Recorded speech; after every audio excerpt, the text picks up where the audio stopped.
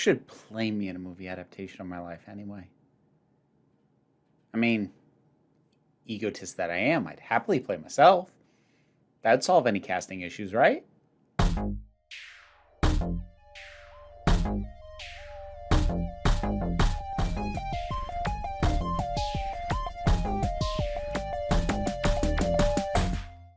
Hey there, folks. So it's time for another conversation about the representation of LGBTQ plus individuals in media. And this time I'm going to be talking about trans individuals specifically.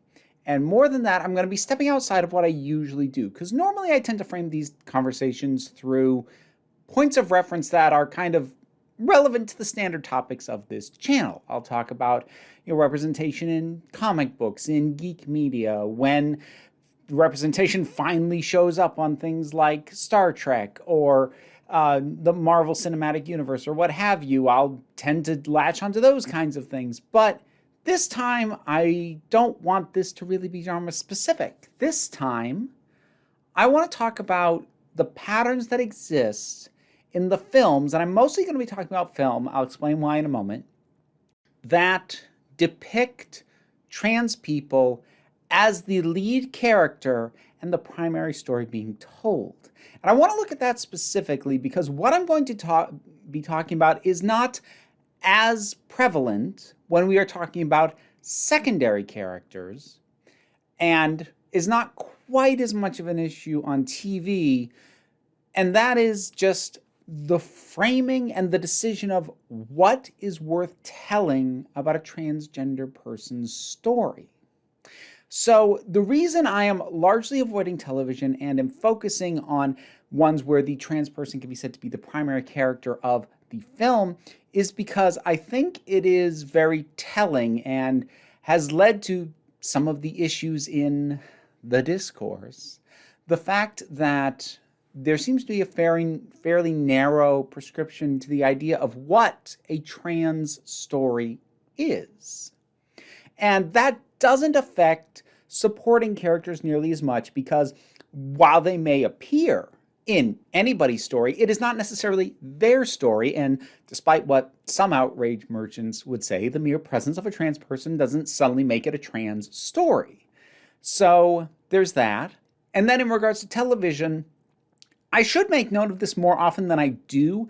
Television is actually often at least a little bit ahead of major movies in terms of representation in general. And I think a lot of that just has to do with the money involved. Television just has less money spent on it, and as a result is a medium where people are far more likely to give a chance to a newer idea or a newer face. It's why you get a lot more, hey, I've never seen that person before in a leading role in a TV show than you do in film. There are fewer films put out per year and a lot more money spent out on them.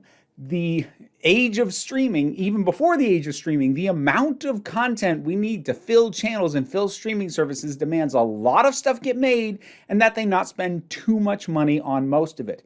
So they take a lot more chances. But as I said, I want to focus on film here because regardless of whether or not things are better in TV, and with most of the stuff I talk about, it usually is. That is also something that is not always as, especially at this point, not always as good of a gauge of where sort of the pop culture understanding of something is. Because since TV has become so niche and so micro-targeted, it can very often happen these days that a show can be a huge hit with a very specific audience that the mainstream audience literally has never heard of the dang thing. That didn't always used to be the case. Back before, there were a million channels, and certainly long before streaming, when there were only 3 and eventually 4 main channels on television, and then if you had cable, it was a different ballgame. It used to be more ubiquitous what the television experience was. That's not the case now. But with film, if the money is being put into it by a major studio, and I'm not really going to be dealing with independents, because again, with an independent film, less money is involved. Usually it's a different ballgame. Some of the movies I will bring up are independently financed, but by and large, when I talk about film, I'm talking about the mainstream film and the mainstream audience because that is aimed at as many people as possible and therefore is generally constructed in a way as to be digestible to as many people as possible. And what these filmmakers and studios believe will be digestible about a trans story to an audience, I think, is telling and worth picking over. Now, the first thing I want to start by pointing out is that almost to a film, these sorts of movies, and I'll list you some examples, focus on the transition itself, usually from male to female, because for some reason movies like to do trans feminine stories more, but they will focus on that transition as the actual narrative. So for this, we are talking about films like The Danish Girl, Transamerica, Breakfast on Pluto, A Fantastic Woman, Boys Don't Cry, stories where the transition is either the narrative itself or the impact of the transition on the people around them is the narrative. So whether it be directly because we're actually watching this person go through that transition period, like with The Danish Girl, or indirectly because we are watching the impact that the transition has had directly on their life and the people around them, like with Transamerica, it is putting the transition itself, the fact that this character is trans, front and center as the thing. Now, that might make a lot of logical sense, like, it's a trans story. Why wouldn't the transition be what you focus on? It does make a certain amount of sense. But think about stories about other groups, other minorities. Usually, at least if they're good, they'll be about more than just being that thing. So take, for example, the film Hidden Figures. Excellent film about real-life people, which many of the trans stories that we're talking about also are. But it is an amazing story, and if someone were to describe that film as a movie about Black women navigating through life in the 1960s, that would not be inaccurate, but it would be very incomplete. Because, yes, that's there, and that has an impact on the story being told, but it's about their place at NASA. It's about them earning their place in mathematics, and being recognized for their brains. So to say that it's just about them being Black women in that time period, that's like, okay, yeah, but it's about a lot more than that. And it might have been an interesting story to tell, even if that was not the case, even if it was a story about just people who were doing the calculation, because that's about what half of a movie like Apollo 13 is. You still could have had an interesting movie, but that new thing, that new element, which again is a real life thing, but that additional element gives it more interest. But the story would still be interesting, at least to some degree anyways. But with trans stories, that's kind of where it starts and ends. It's a story about being trans, not being trans while accomplishing something else, but about being trans or trying to transition. So that's the first thing. Now, why do I feel that this is an issue? And as I pretty much always say when I talk about patterns and tropes in storytelling, this is not on purpose. Nobody's doing this deliberately. Nobody has a master plan to try and control the way we think about trans people. But these are still the patterns. And I am not condemning any individual film, filmmaker, actor, etc. as I go through this. I'm just talking about the storytelling patterns. So why is the centering of just being trans basically every time a trans character is the lead character of a story? Why is that a problem? I mean, maybe it's not showing as full a thing as possible, but like, can't that still be good? Well, to a certain extent, yes. I mean, more trans representation in general and presenting it in a way that focuses on the thing that is going to be the most confusing or unlike the experience of many members of the audience is not inherently a bad thing. But when that's what happens over and over and over again, and when that's basically the only story that gets told when trans people are the lead characters, well, then it frames our transition as being the most important thing we ever do and the central pillar of our entire lives. And perhaps for some of us it is.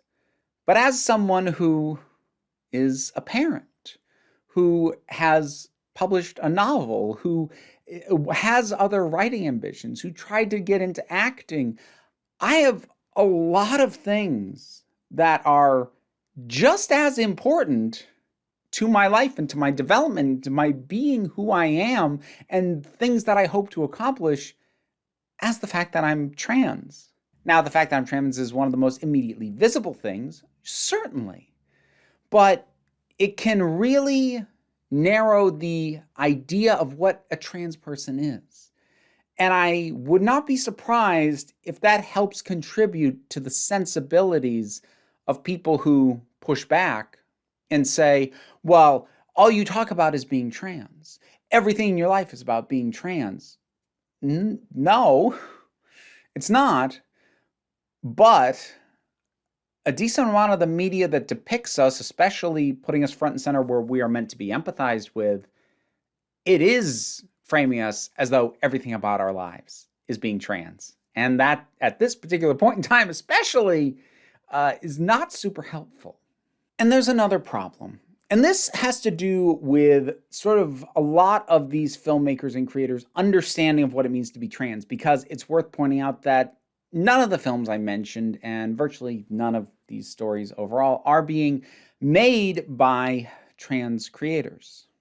The actors playing the roles weren't trans, the writers weren't trans, the directors weren't trans. So it's cis people's interpretation of what it is to be trans. And while I'm not going to say it's inaccurate in any or all these films that I've mentioned or that I'm alluding to, I will say that there is a very strong tendency, by focusing on the transition itself, to focus on the pain and the problems in our lives that come from that. Whether it be something like The Danish Girl, where Lily literally died trying to be who she was, and the film is largely about showing the pain of a male existence and using that as a way to justify why she took this chance, or whether it be something like Boys Don't Cry, where during the film, Brandon is largely in a state of euphoria about himself. It's still about the pain that's caused when other people around him realize he is trans. Similarly with Trans America.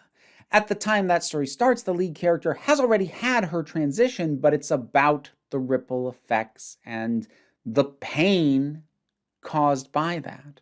Now, basically any story is going to have conflict and going to have characters going through something that is painful, be it physical or emotional. That's very standard for any story. But because the transition itself is front and center, that means that these keep being depictions of trans equaling pain of some kind. Physical pain, dysphoric pain, pain of rejection from family, and the prominence of trans existence as pain in narrative, I do feel at this point, is becoming legitimately harmful. While all the trans characters who are supporting characters are helping to counterbalance this because they don't necessarily have to put their transition front and center and are allowed to simply be something else and just exist as trans, that certainly helps. But again, every time we put the focus on a trans person, look at the pain of being trans. And I do understand that part of the reason that pain has been put front and center as a trans narrative is partly because of the ways in which the trans community itself has pushed for an understanding. There is a reason why there has been historically, and in certain circles there still is, such an emphasis on dysphoria. Because in trying to get cisgender people who don't understand what it feels like to be trans, and it's not easy for us to explain because there isn't anything that you experience that we can equate it to, linking it to we are in pain because we're in the wrong body, that was a way to simplify and boil it down to something that was easier to push for. That was, well, it was trans medicalization. Now, the medicalizing of trans as a concept, the idea that only people who have actually had surgery or who are on hormones or who have dysphoria are the only people who are legitimately trans and everyone else is some kind of poser, trans trender, or whatever, is a harmful, hurtful, deplorable narrative. But the initial pushing forward of the pain and the dysphoria as a medical concern did serve a purpose at one point, because that was something that we could hopefully get people who were not trans to understand. And if they treated it as a medical condition with a medical solution, i.e. hormones and or surgery, that was a start.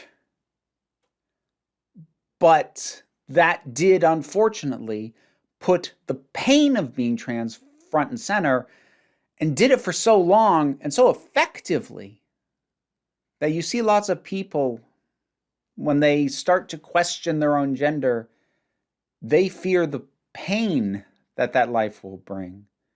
You see parents of trans kids worried about the pain that that existence will cause for them. You see them focusing on the idea of their child undergoing surgery. This is a huge part of the narrative pushing anti-trans agendas, the idea of they're trying to give our kids these surgeries, and there's this focus on the medicalization because there's this focus on the pain, and putting trans pain as the forefront of trans stories in media is feeding into that, because being trans should not be defined by pain. And that is not to negate the pain of any trans person.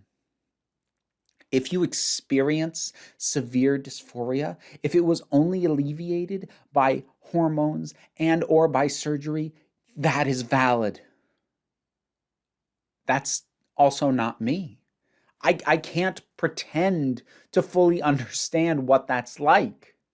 But that is not the only thing that being trans is.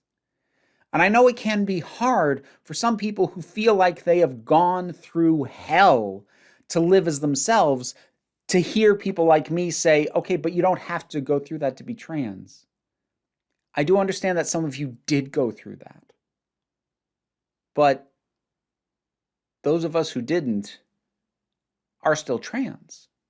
And again, focusing on the pain, be it something that political forces focus on, the community itself focuses on, or media focuses on, you do that for too long, and that's what you frame being trans as.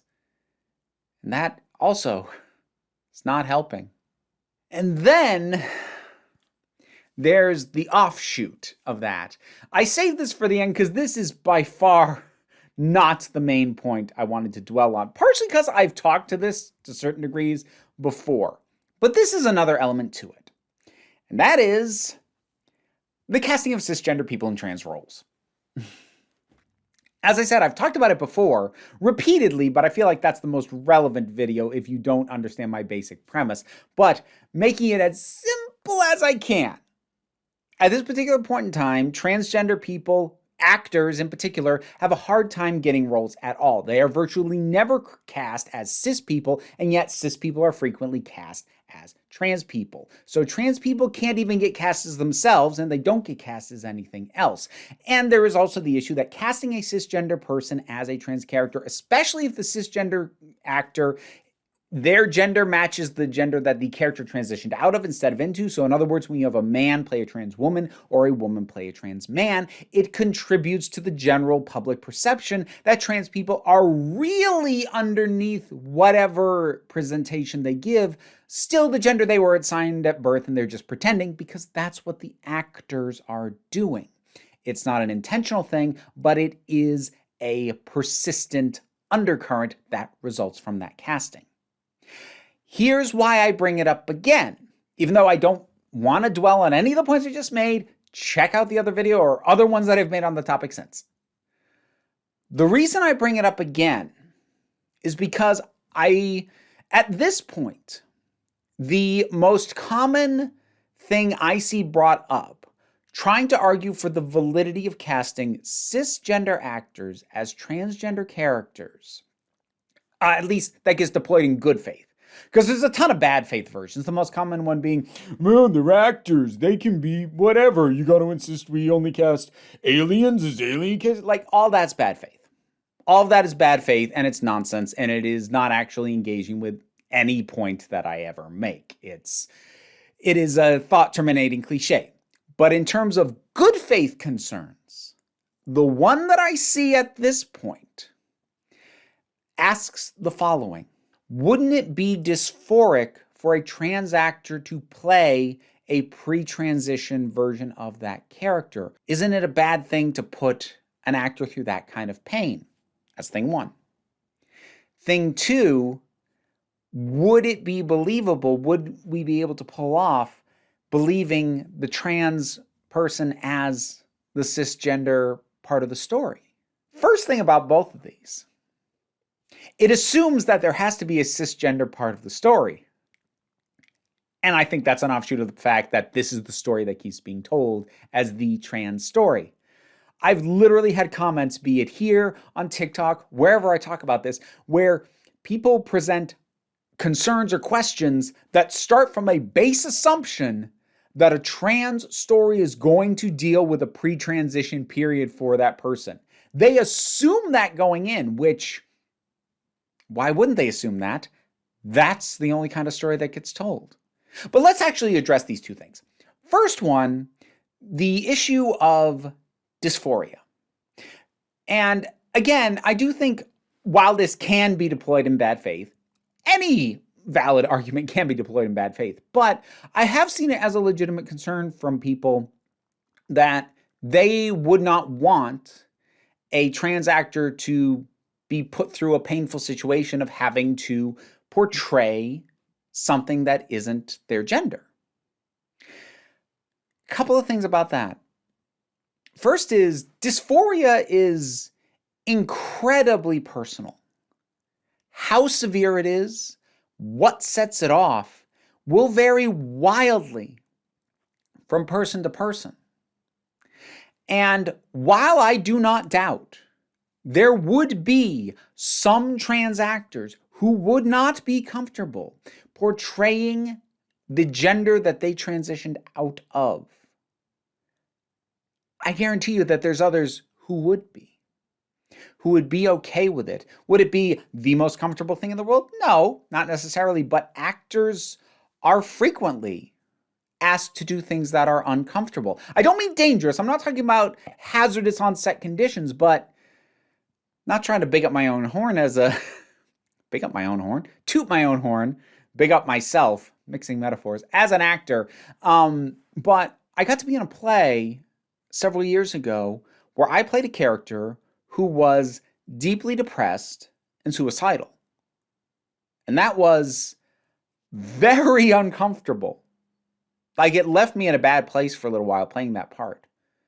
But I still volunteered because I wanted to do it. And I'm happy that I did it. And I'm proud of the work I did when I performed that character on stage.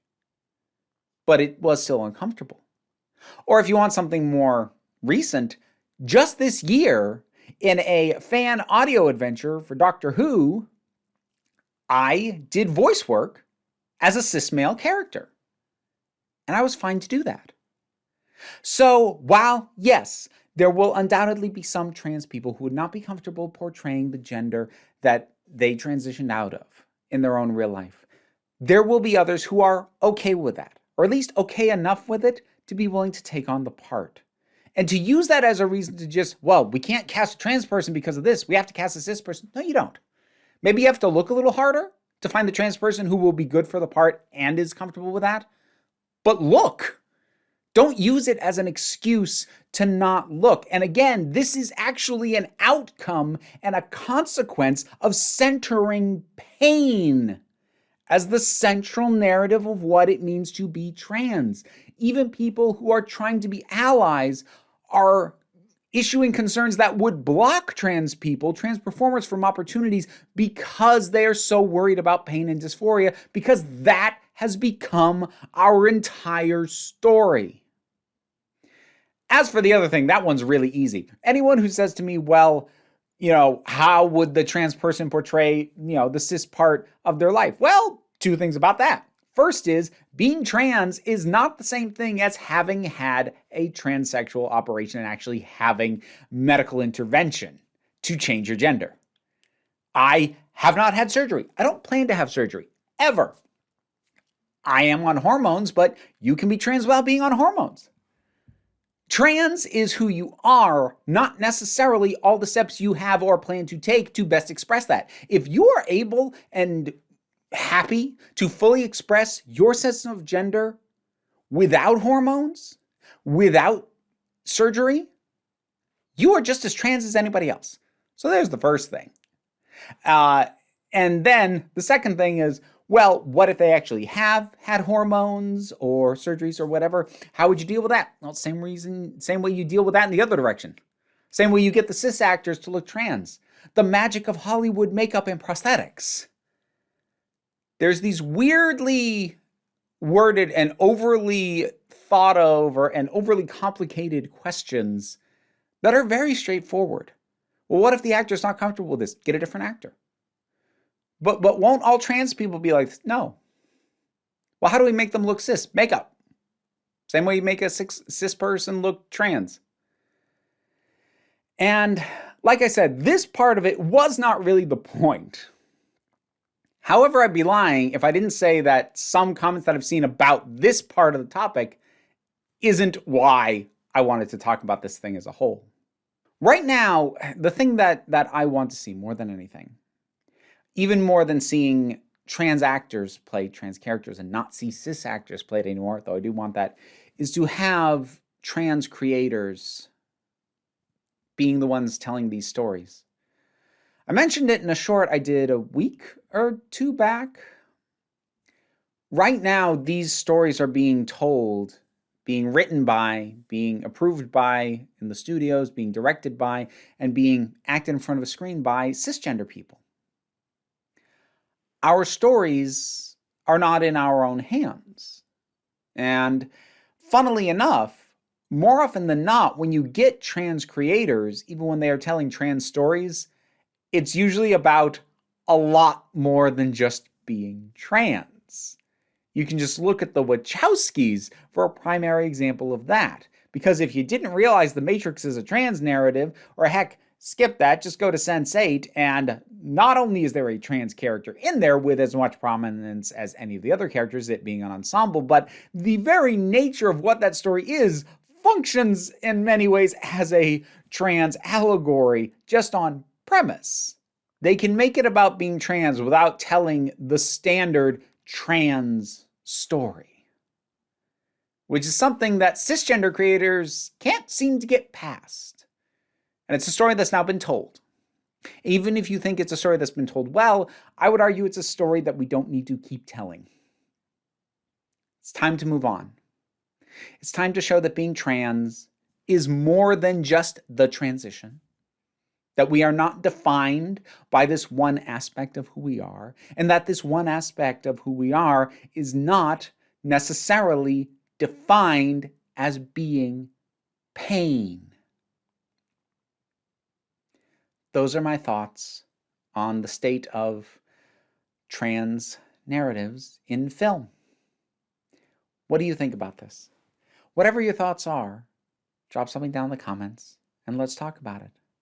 Like, share, subscribe. I've got a Patreon. That is how I pay my bills. And it's what enables me to be able to have these conversations with you as regularly as I do. So I hope you'll consider supporting me or becoming a channel member if you want to go that way. I'm not going to put massive pressure on you, though. Because the thing I really want you to remember is that you are beautiful, you are valid, and you are loved. You are the council. I'm just running the meetings. And until next time, this council is adjourned. Hey, if you're sticking around through the credits, might as well hear some names read out. My Patreon helps support this, and in particular, I want to thank Raven McBain, Bookworm, MJ, Tracy Scrabbit, Vincent Paul Bartolucci, Kaylin Schwartz, Edalyn, Robin Moore, Ross Schultz, Shayla Gourlay. Want to hear me mispronounce your name? Check out the rewards on the Patreon.